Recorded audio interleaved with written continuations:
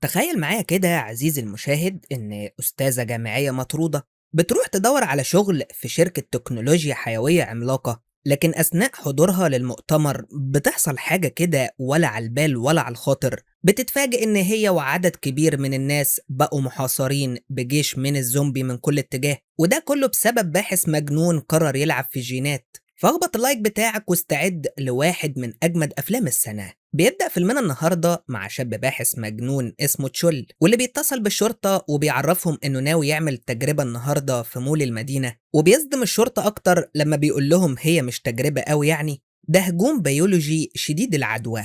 وبيبان إنه ابتكر وباء خطير جدا وجربه على نفسه الأول واكتشف إنه ناجح على الآخر، واللقاح الوحيد للوباء الجنوني ده موجود بس مع المختل تشول. لكن خلينا نسيبه دلوقتي ونروح للمول الضخم اللي قال عليه ده. وبنشوف ساعتها بطلتنا كوني وصديقها وجوزها السابق هان، واللي بيبقوا جايين يحضروا مؤتمر كبير للتكنولوجيا الحيوية. بنفهم بقى ان هان اتجوز تاني بعد كوني، لكن علاقتهم لسه كويسة مع بعض. وبيحضروا المؤتمر اللي بيتكلم فيه البروفيسور عن الذكاء الجامعي، ورغم ان البروفيسور صاحب شركة في التكنولوجيا الحيوية، إلا إن بقى عنده فضول كبير لمصطلح الذكاء الجامعي، واللي تمت صياغته لأول مرة على إيد عالم أحياء متخصص في دراسة النمل. وبيبقى شاف إن الذكاء الجامعي هو البذرة الأساسية للتطور، والكائنات اللي بيحصل عليها التجارب دي بتقدر تطور نفسها فيه من خلال التناقل المعلوماتي. يعني النملة دي عرفت معلومة تروح تقولها لزميلتها من غير ولا كلمة، وده هو التناقل المعلوماتي. بطلتنا بقى بتتفاجئ من كلام البروفيسور المثير للاهتمام، خصوصا إنه استخدم الفرضية دي لصناعة دواء خارق قدر من خلاله يعالج فار كان مصاب بالشلل، لكن بعد الدواء قدر يتحرك من تاني. وطبعا الأبحاث دي لو اتطبقت على الإنسان الموضوع هيبقى جنوني. والبروفيسور بيوعد وقتها إن دي هتكون خطتهم الجاية، والكل بيسقف له وبيحييه. في نفس المول بقى بنشوف حارس الأمن سوك وأخته القعيدة يونا، وبيبان إن الواد بيحب أخته جدا ودايما بيهتم بيها، خصوصا لأنها مش بتعرف تمشي وقاعدة على كرسي متحرك. ومن ناحية تانية هان بياخد بطلتنا وبيقدمها للبروفيسور لأنها عايزة تشتغل في شركته. لكن فجأة بتيجي مكالمة للبروفيسور من الشرطة بيسألوه لو يعرف حد اسمه تشول، فبيستغرب وبيسيب بطلتنا وبيمشي مؤقتا، لكنه بيتصدم لما بيعرف من الشرطة بالبلاغ اللي قدمه تشول وإنه هيشن هجوم بيولوجي على المبنى اللي هم فيه حاليا. والبروفيسور بيقلق أكتر لأنه شافه من شوية في المؤتمر أصلا، وبالفعل أول ما بيقفل المكالمة بيلاقي تشول واقف قدامه. وبنكتشف بقى إن البحث اللي اتكلم عنه البروفيسور هو في الأساس من ابتكار تشول، لكنه سرقه منه، وده لأن تشول مهووس وكان عايز يعمل تجارب غير آدمية بالمرة، على عكس البروفيسور اللي هيوظف البحث في خدمة البشرية مش تدميرها. وبتبقى كوني بطلتنا واقفة بره الغرفة اللي هما فيها وبتسمعهم، لكن مش بتهتم وبتتحرك لبعيد. أما تشول فده بيبان عليه إنه مضطرب فعلا، وشايف إنه لازم يبيد البشرية بالكامل ويبدأوا الحياة من بعدها على نظافة. وطبعا البروفيسور بيبقى شايفه مجنون وما بيدلوش أي اهتمام، لكن تشول بيطلع حقنة الفيروس من معاه وبيطعنوا بيها في رقبته بشكل مفاجئ، فبيتعصب البروفيسور جامد وبيضربه وبيحبسه داخل إحدى الغرف علشان ما يطلعش. بس المشكلة يا عزيزي إن البروف بيبدأ يتعب جامد وبينزل سائل غريب من بقه وبيقع على الأرض، وجسمه بيبدأ يتحول شبه الزومبي بالظبط. وبمجرد ما بيشوف ناس قدامه بيهجم عليهم يعضهم علشان يتحولوا هما كمان. كل ده وبطلتنا كوني ما كانتش تعرف بالكارثة اللي حصلت، كانت بتستعد بس علشان تمشي من المول هي وهان. لكن في اللحظة دي بتوصل أفراد من الشرطة للمبنى وبياخدوا صدمة عمرهم لما بيشوفوا الناس اللي تعضوا من البروفيسور وتحولوا خلاص، فعلى طول بيأمروا بحظر كامل على المبنى. في حين ان بطلتنا وهان بيقعدوا في مطعم جوه المول ياكلوا شوية، وهان بيتواصل مع مراته وبنته علشان يطمن عليهم. وبتفهم كوني انه هيسافر مع عيلته لبلد تانية يشتغل فيها أستاذ جامعي. بس في نفس اللحظة دي عزيزي المشاهد بنشوف طالبة في المول اسمها مايا، واللي قاعد معاها ولد وبنت من زمايلها كانوا دايما بيتنمروا عليها، وخصوصا البت الصفرة دي. أما سك حارس الأمن فأخيرا بيسمع أخبار الفوضى على اللاسلكي، وبيوصل عدد كبير من أفراد الأمن والشرطة علشان يطوقوا المول بالكامل ويفرضوا حجر صحي عليه. وأخيرا بطلتنا وهان بيشوفوا الناس وهم بيجروا من الزومبي اللي عايزين ياكلوهم، وطبعا بيتصدموا من المنظر وبيطلعوا يجروا هم كمان ومش فاهمين ايه اللي بيحصل. بطلتنا بقى بتلاحظ ان يونا اخت الحارس وقعت من على الكرسي، فبتتشجع وبتجري تساعدها فورا قبل ما تتاكل من الزومبي المتوحشين. وسوك بيوصل هو كمان في اللحظة المناسبة وبيحاول يحميهم قدر الإمكان، بس المشهد كان مرعب لكل اللي موجودين، خصوصا إن كل ما زومبي بيعض واحد بيتحول هو كمان، وده معناه مستعمرة كاملة من الزومبي داخل المول العملاق دلوقتي. لكن بطلتنا وكام واحد معاها بينجحوا يدخلوا غرفة كده وبيقفلوا على نفسهم، بس المشكلة إن الزومبي بيفضلوا يضربوا راسهم في الإزاز، فبتطفي كوني النور، وساعتها الزومبي بيهدوا نوعا ما. الشرطي اللي معاهم في الغرفة بقى بيفهمهم إن اللي بيحصل ده هجوم بيولوجي، وإن جالهم اتصال من باحث اسمه تشول وبلغهم إنه هيعمل حاجة، بس ما كانوش متوقعين كده. وفجأة وهما بيتكلموا بيرجع الزومبي يخبط على الإزاز من تاني، وساعتها كلهم بيقفوا يرفعوا راسهم لفوق بشكل غريب كأن حد بيسيطر عليهم وبيتحكم في تصرفاتهم، وبيرجعوا كام خطوة لورا وبيهجموا على إزاز الغرفة اللي فيها بطلتنا والرفاق بمنتهى القوة والعنف. وقتها كوني بتبعت إشارة للغرفة التانية اللي فيها الطالبة مايا، وبتخليها تطفي النور علشان الزومبي يبعدوا عن مكانهم شوية، وفعلا الخطة بتنجح. لكن برضو الخطر ما زال قائم والكل بيبقى قلقان على الطلبة اللي في الناحية التانية، بس الشرطي بيوضح لهم إن مفيش قدامه حاجة يعملها ولازم ينتظروا الدعم. لكن فجأة بطلتنا بذكاء بتشوف مجسمات لأشكال بشرية موجودة معاهم في الغرفة، فبتقرر تعمل خدعة للزومبي علشان تبعدهم قدر المستطاع، وبتاخد الكرسي المتحرك بتاع يونا وبتلزق فيه المجسمات وبتخرجه قدام الزومبي. والخطة بتنجح فعلا، والزومبي بيتعرض للخداع وبيجروا وراه، وده بيوفر طبعا فرصة مثالية علشان مايا وباقي الطلبة يجوا الغرفة بتاعت كوني، والكل بيبقى خايف، لكن مايا بتتشجع وبتخرج فعلا، ومن بعدها بيتشجع الجميع وبيروحوا لغرفة كوني. بس الأخيرة هي الطالبة المتنمرة اللي بتقف في السكة وبتكون مرعوبة على الآخر، فبترجع مكانها تاني، وساعتها هان بيقرر يجازف ويروح يجيبها. لكن وهو بيعمل كده بيجي أحد الزومبي يهجم عليهم، فبيحدفوا هان بأي حاجة تيجي قدامه علشان يبعد عن الطالبة لحد ما كوني تاخدها للغرفة الآمنة. بس المشكلة إن هان بقى عمال يجري في المول والوضع خطر بالنسبة له على الآخر، لكنه بيستخدم نفس حيلة المجسمات اللي عملتها كوني علشان يخدع الزومبي. بس المشكلة الحقيقية بقى إن باقي الزومبي بيكتشفوا إنهم كانوا بيطاردوا مجسمات، فبيرفعوا راسهم لفوق كده وبينقلوا المعلومات دي لبعضهم عن طريق الذكاء الجماعي. وبطلتنا أول واحدة بتاخد بالها من الموضوع ده لأن البروفيسير اتكلم عنه في المؤتمر، وفعلا الزومبي اللي مع هان بيتجاهل المجسم وبيهجم على هان بالتحديد. الأمر ده اللي بيخليه يطلع يجري بسرعة، وقبل ما يدخل الغرفة الزومبي بيتلموا عليه وبيهاجموه بمنتهى الوحشية تحت أنظار بطلتنا واللي معاها. ساعتها بقى مرات هان بتتصل، وكوني ما بتكونش عارفة ترد تقول لها إيه بعد المأساة اللي حصلت دي. وبنسمع في الأخبار إن المبنى اتحول لحجر صحي مؤقت لحد ما يحتوي الفيروس الخطير ده من الانتشار قدر الإمكان. وطبعا الأهالي كلها بتتجمع قدام المول في مظاهرات وعايزين يطمنوا على ناسهم اللي جواه. والمشهد كان صادم لقوات الأمن لأن الزومبي على الباب الرئيسي، ولو فتحوا بس كلهم هيتاكلوا. ومن ناحية تانية بتضطر بطلتنا ترد على التليفون وتكلم زوجة هان، وبتبلغها بحزن إنه أنقذ بعض الأشخاص لكنه للأسف مات. وطبعا الزوجة بتتصدم من الخبر ده، وبطلتنا ما بتقدرش تكمل معاها المكالمة. أما الحارس سوك فبيقرر يربط كرسي على ظهره علشان يشيل أخته يونا، والشرطي وقتها بيصدم الجميع وبيعرفهم إن قوات الدعم مش قادرة تدخل المبنى لأن الفيروس شديد العدوى، والمبنى هيخضع لحجر صحي شامل لحد ما يشوفوا حل. طبعا الكل بيرتبك وبيخاف لأنهم مش عايزين يموتوا هنا، فبيوضح لهم الشرطي إن الحل الوحيد إنهم يلاقوا تشول لأنه قال إنه حقن نفسه باللقاح المضاد للفيروس ده. ساعتها بطلتنا بقى بتفتكر إنها شافته بيتكلم مع البروفيسير، وده معناه إنه لسه في المبنى ويقدروا يوصلوا له في الطابق الثالث، بس هم أصلا مش عارفين يخرجوا بره الغرفة الحالية. فبتشرح بطلتنا للجميع إن الزومبي دول بيتطوروا من خلال تبادل المعلومات، ودلوقتي بقوا قادرين يميزوا بين البشر والمجسمات، والوضع هيكون صعب انهم يهربوا منهم، بس ممكن يستخدموا كل ده ضدهم عن طريق انهم يمرروا معلومات غلط للزومبي. ودي نظرية كده مع النمل اسمها الدوامة الانتحارية، واللي بسبب المعلومات المغلوطة بيفضل النمل يلف حوالين نفسه بشكل دائري لحد ما في النهاية بيقع على الأرض ميت. وعلشان يجربوا نفس الموضوع مع الزومبي محتاجين يرشوا الجميع ببرفان معين ما عدا شخص واحد بس، ولحد ما يكتشف الزومبي الخطأ ويقدروا يميزوا البشر عن بعضهم. ده هيديهم شوية وقت كده يحاولوا يهربوا فيه.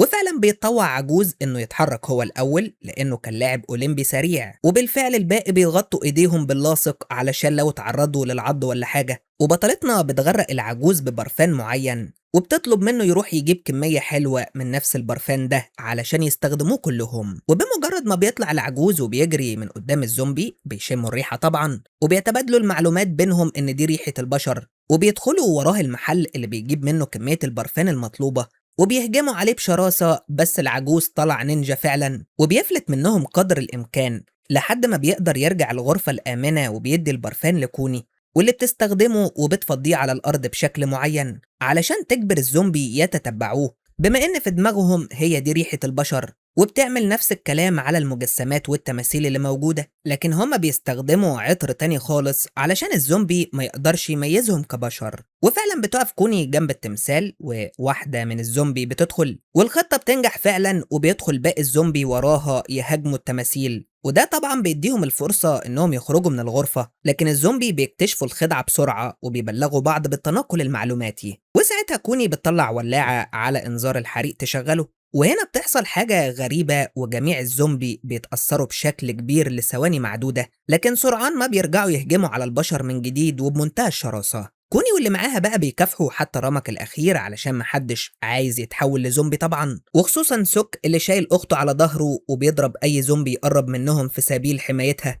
وبطلتنا واللي معاها بيكونوا ركبوا الأسانسير، وبالعافية سوك بيدخل هو وأخته في اللحظة الأخيرة، وكوني بتضغط زرار الطابق الثالث علشان يطلعوا يشوفوا تشول. وبالفعل بيوصل الكل للطابق الثالث وبيتحركوا بمنتهى الهدوء وهم خايفين، وبيفتحوا باب الغرفة اللي البروف حبس فيها تشول. والشرطي بيحط الكلبشات في ايده طبعا لانه هيتسجن بعد اللي عمله ده. بس تشول بيبص لكوني وبيقول لها فكرة تعطيل شبكة اتصالات الزومبي عن طريق المية كانت فكرتك مش كده؟ لكن بطلتنا ما بتهتمش لكلامه وبتسأل الشرطي هيخرجوا ازاي، فبيصدمها هي والجميع ان فريق الانقاذ هيجيلهم على سطح المبنى. وطبعا الكل بيخاف لانهم عانوا علشان يطلعوا الطابق الثالث فقط، لكن سوكا بيطمنهم وبيعرفهم بوجود اسانسير بضايع سري ممكن يطلعوا للسطح من خلاله. والغريب ان تشول نفسه بيتحمس للفكرة دي. بس بنسيبهم دلوقتي وبنروح للطرف الآخر وبنشوف باحثة اسمها بونج بتوصل للمختبر بتاع تشول، لأن تم تأسيس فريق تقني مختص علشان يحاولوا يلحقوا الكارثة قبل ما تكبر عن كده. أما بطلتنا واللي معاها فبيوصلوا لأسانسير البضايع زي ما سوكا قال لهم،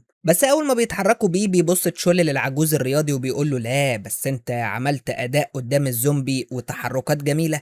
وفجأة بيقوم موقف الأسانسير عند الطابق التاسع، وبمجرد ما بيفتحوا بيلاقوا مجموعة من الزومبي قدامهم بيهجموا عليهم، وللأسف الراجل العجوز بيتم عضه والباقي بيصارع من أجل البقاء. وكل ده وتشول بيتفرج وبيعدي من قدامهم ولا بيحصل له حاجة. وبالعافية بطلتنا واللي اتبقى معاها بيقفلوا الأسانسير عليهم، بس الشرطي بيبقى عايز يمسك تشول لأنه الوحيد اللي جسمه فيه اللقاح والزومبي ما بيقربش منه. بس المشكلة ان الزومبي اجتاح كل الطوابق والوضع خطر على الاخر. وفجأة كمان بيقف الاسانسير في الدور ال30، ولما بيفتح الباب بيشوف الزومبي وهم بيقلدوا حركات البشر، فبيقفلوا تاني على امل يوصلوا للسطح في الوقت المناسب. وساعتها يونا بتقول لاخوها ما تروح غرفة التحكم وتراقب كل شيء من خلال الكاميرات افضل. وفعلا بيقرر الكل يتحرك على هناك، وهو بالمرة يدوروا على تشول لان مش هينفع يخرجوا من غيره علشان اللقاح. أما على الطرف الآخر الباحثة بونج وفريقها بيقتحموا مختبر تشول المختل، وهناك بقى بيشوفوا مجموعة كبيرة من القرود اللي كان بيعمل عليهم تجاربه المجنونة.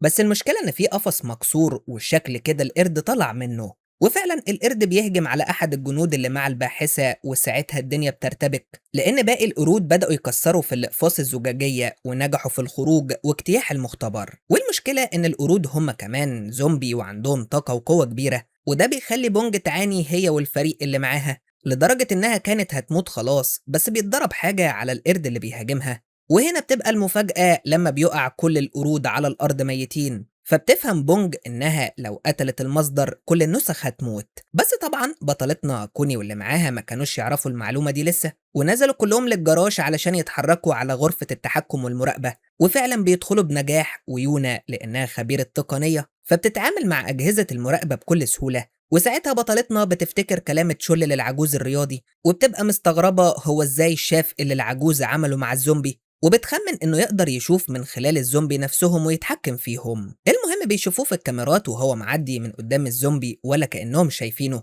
لحد ما بيدخل غرفة معينة كده في الطابق الثالث واللي بيبقى فيها البروفيسير بعد ما تحول. وبتخمن كوني إن البروف هو أول واحد اتصاب بالعدوى، وتشول بيتكلم معاه بتعالي كده لأنه قادر يتحكم فيه بشكل كامل وبيديله الأمر يعض إيده، وفعلا بيعمل كده. فبيقع تشول على الأرض وسط صدمة من الجميع، خصوصا إن الألم اللي بيحس بيه تشول بيتنقل لجميع الزومبي داخل المبنى بالحرف الواحد.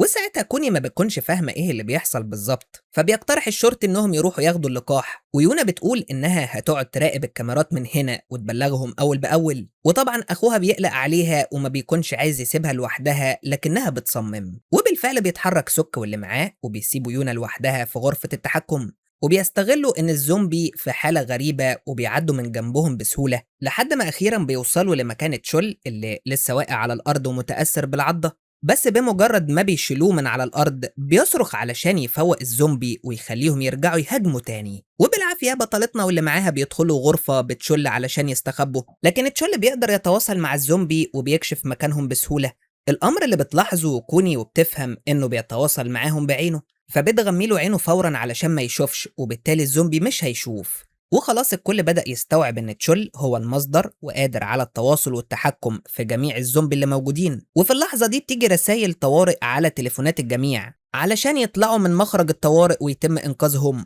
وفعلا بيتحركوا، بس سوك طبعا بيرفض يمشي قبل ما ينقذ أخته. وأول ما تشول بيفهم إن يونا في غرفة التحكم بيدي إشارة للزومبي علشان يروحوا يخلصوا عليها في الحال. سوك بقى بيفهم اللي بيحصل ده وبيبقى متعصب على الآخر وعايز يوقفه، لكنه للأسف مش بيعرف. ولما بيقرر يسحب تشول معاه بيرفض الشرطي وبيرفع عليه السلاح وبيعتذر له لأن فات الأوان على إنقاذ أخته. لكن سوك ما بيفرقش معاه الكلام ده وبيطلع يجري لوحده علشان ينقذها مهما كان التمن، خصوصا إن عشرات الزومبي بيخبطوا على غرفة التحكم حاليا وعايزين يدخلوا يخلصوا على يونا القاعدة. وفي اللحظة دي كوني بتخطف المسدس من ايد الشرطي وبتقول له احنا هنفضل هنا لحد ما الراجل يجيب اخته ويرجع ومش هنمشي من غيرهم. بس المشكلة ان واحد من اللي معاهم بيهجم على كوني وبيوقع منها السلاح، والشرطي بيرجع يسيطر على الوضع بخوف لانه شاف تشول عبارة عن لقاح هينقذهم فقط لا غير. اما سوك فبيتواصل مع اخته علشان تقوله الطريق الامن اللي يجيلها من خلاله، ويونا بتساعده وهي منهارة لان اغلب الطرق مليانة بالزومبي والواد ممكن يموت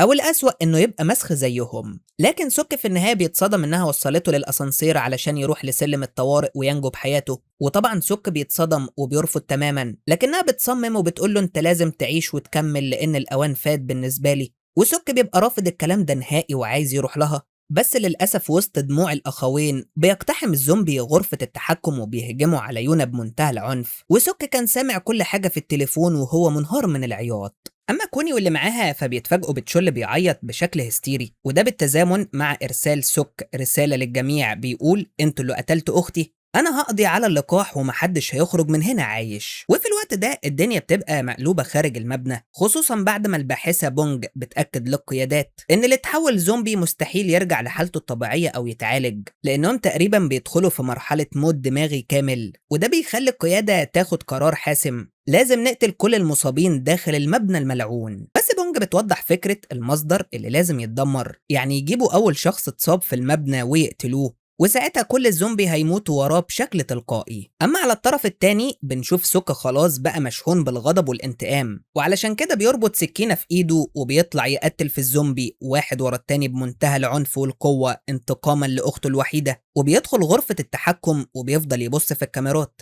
لحد ما بيشوف تشول واللي معاه فين بالظبط، وفجأة بيتم بس رسالة طوارئ في المبنى علشان يتجهوا لإحدى القاعات، لكن سوك كان بيغفلهم علشان الزومبي يهجم عليهم. وفعلا واحد من الزومبي بيهجم على الشرطي لكنه بيديله رصاصة يقتله في اللحظة الأخيرة. ولما بيعترض الراجل اللي ضرب بطلتنا قبل كده لأنهم مرضى، الشرطي بيضربوا طلقة في رجله وبيخلي الباقيين يجروا، والزومبي بيتلموا على الراجل المصاب، والشرطي بياخد تشول وبيحاول يهرب. لكن الزومبي بيشوفوه بيهجموا عليه بكل شراسة، فبيحاول التصدي ليهم على قد ما يقدر، لكن الوضع صعب على الآخر. وعلشان كده كوني بتطلع تاخد تشول اللي أكيد هيحاول يفلت منهم، والشرطي بالمسدس بيقتل في اللي يقدر عليه، لكن عدد الزومبي بيبقى كبير وبيمسكوه بيعضوه عضة جماعية بتخلص كل شيء.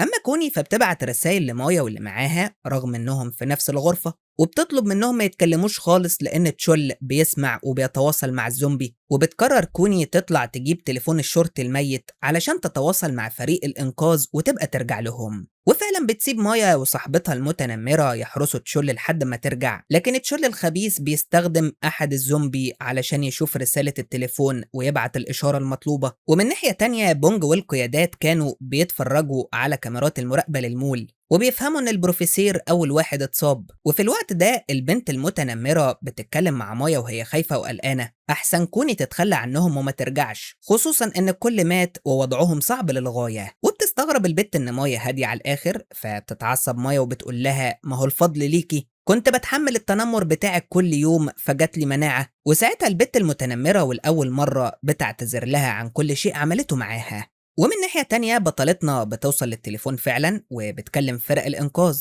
فبيرد عليها أحد القيادات وكوني بتشرح له الوضع الحالي. وساعتها القيادة بتقرر تقسم فرقة الإنقاذ لمجموعتين، مجموعة تنقذ كوني واللي معاها، والمجموعة التانية تقتل أول متحول واللي هو البروفيسير. طبعا تشول بيعرف كل ده عن طريق إحدى الزومبي الميت اللي كان جنب كوني وسمع المكالمة، وعلشان كده فرقة الإنقاذ أول ما بتنزل من السطح بيلاقوا قدامهم جيش كامل من الزومبي في انتظارهم، فبيفتحوا النار فورا بكل شراسة. لكن الوضع كان جنوني بسبب عدد الزومبي الرهيب. في الوقت ده البنت المتنمرة بتسمع صوت شخص على الباب بيقول إنه من فرقة الإنقاذ، فبتفتح بسرعة لكنها بتتصدم إنهم مجموعة من الزومبي، وفورا بيدخلوا يفكوا زعيمهم تشول. وساعتها البنت المتنمرة بمنتهى الأنانية بترمي مايا على الزومبي علشان تنفد بجلدها، وتشول بيستغرب تصرفها وبيقول لها مش قلت إنك آسفة يا بنتي، وبيقوم مصحي مايا وهي زومبي علشان تهجم عليها وتموتها بنفسها. كل ده وفرقة الإنقاذ كانت بتعاني في قتل الزومبي علشان يوصلوا للبروف،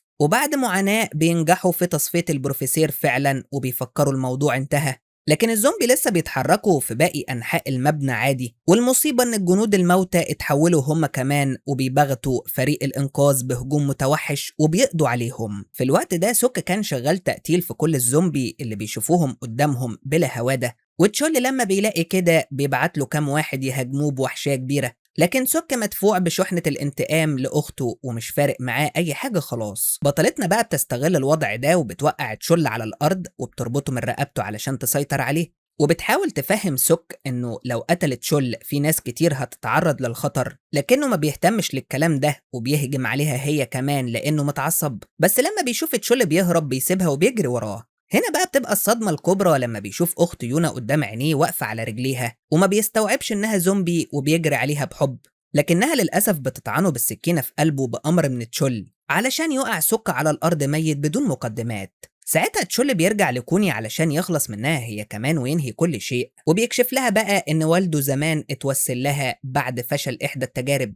لكنها كانت مع الحق دايما وقررت تبلغ عنه. وحاليا لما كوني بتسمع الكلام ده بتتضايق وبتقول له ابوك هو اللي موت نفسه، وبعدين لو عايز تنتقم انتقم مني انا فقط. لكن العنيد تشول بيطمح لحاجة اكبر من القتل، بيطمح لتحويل كل انسان في العالم لزومبي تابع ليه وينفذ اوامره من غير ولا حرف. بس فجأة بيدخل فريق الانقاذ التاني وبيبدأ يطلق النار وبيقبضوا على تشول. وبطلتنا كانت بتعاني مع الزومبي وللأسف الفريق بيضطروا يسيبوها ويمشوا لان اهم حاجة تشول اللقاح. فبتطلع كوني تجري على غرفة بسرعة وبتقفل على نفسها في آخر ثانية وهي منهارة. وبونج لما بتشوف وضعها في الكاميرات بتتضايق وبتطالب القيادات ينقذوها، لكنهم بيرفضوا لأنهم أمنوا اللقاح خلاص. فبتتصل بيها بونج وبتعرفها إن فريق الإنقاذ للأسف مش هيجيلها، وبتحكي لها عن القرود اللي توقفوا عن الحركة بمجرد قتل أول مصاب. وبطلتنا بتستوعب أخيرا إن تشول هو المصدر اللي بقتله هيموت باقي الزومبي للأبد. وفعلا بنشوف تشول اتحكم في الزومبي وخلاهم يقتلوا فريق الإنقاذ اللي مسكوه علشان يهرب. وساعتها بونج بتروح تطلب من القيادات يقتلوا تشول، لكنهم بيرفضوا لأنه بالنسبة لهم اللقاح الوحيد. والمصيبة إن تشول والزومبي خرجوا للشارع وبدأوا يهجموا على الناس بدون مقدمات والموضوع هيكبر.